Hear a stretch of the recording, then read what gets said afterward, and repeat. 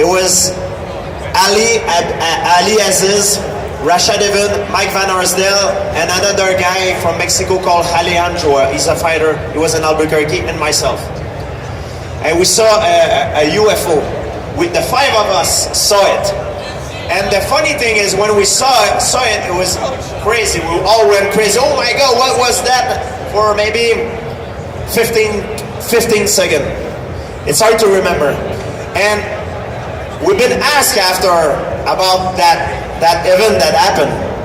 I don't say we saw it. We saw an unidentified flying object. It could be a light, a spectrum of light. It could be a reflection, something that we cannot explain. And after people were asking about what we were saying, what did we see? And I remember the way I was describing it, and the way Rashad was describing it, and the way Mike Van Arsdale was describing it, and Ali was different.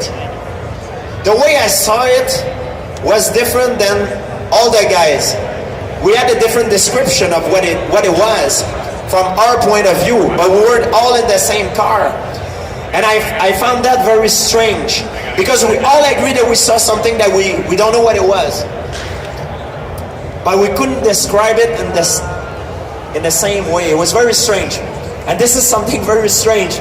And it made me think a little bit, because I read a lot of book, and I noticed that when the first European came in America, the natives couldn't describe the boat.